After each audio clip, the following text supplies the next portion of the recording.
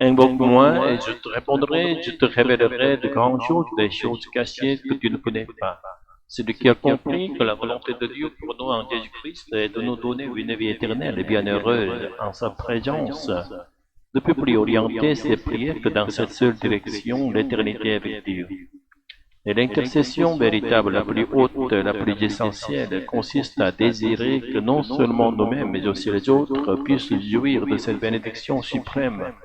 Vivre pour toujours avec Dieu. Dieu n'a-t-il pas envoyé son Fils unique dans ce monde pour qu'il endure la souffrance de la croix, dans le seul but de nous donner la vie éternelle? Dès lors, comment pourrait-il ne pas répondre à une prière qui lui demande précisément ce qu'il désire le plus nous accorder? Le problème pourtant, c'est que bien des hommes ne se satisfont pas de cette vie éternelle pourtant si bénie, ils continuent à convoiter des bénédictions terrestres visibles immédiates.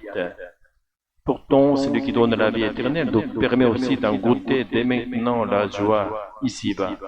Mais notre nature, malheureusement, désire autre chose.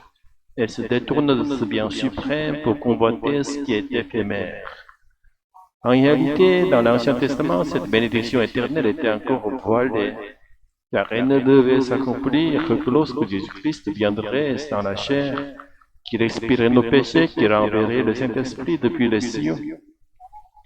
Voilà pourquoi les prières des croyants sous l'Ancienne Alliance se concentraient inévitablement sur la prospérité et la gloire terrestre.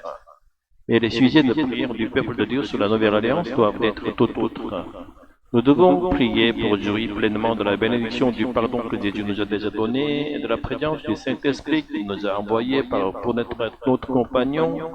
Tout cela, Dieu nous l'a déjà donné. Ce n'est pas qu'il ne réponde pas, c'est que nous ne recevons pas et que nous ne vivons pas ce que nous avons déjà reçu. Dans le calendrier de l'histoire rédemptrice de Dieu, nous vivons aujourd'hui le temps où chacun peut revenir à lui pour recevoir et goûter ce don de la vie éternelle. Mais l'Écriture nous avertit que ce temps ne restera pas ouvert pour toujours.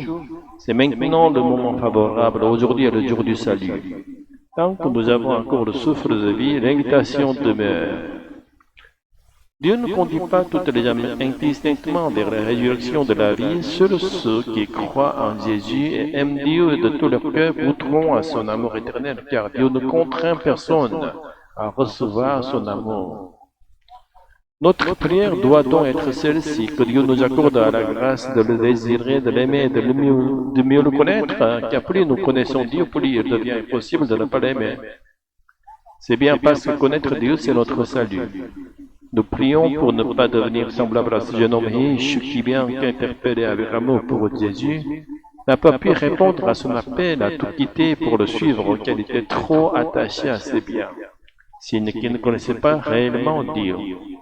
Et nous demandons à Dieu qu'à travers cette connaissance véritable de lui, nous cessions de combattre le monde, que nous goûtions des ici-bas la vie éternelle, et que nous nous supplions plus qu'après cette vie avec Dieu, vivant ici un bienheureux pèlerin dans ce monde, en louant le nom de Dieu qui écoute nos prières, nous prions au nom de Jésus-Christ. Amen.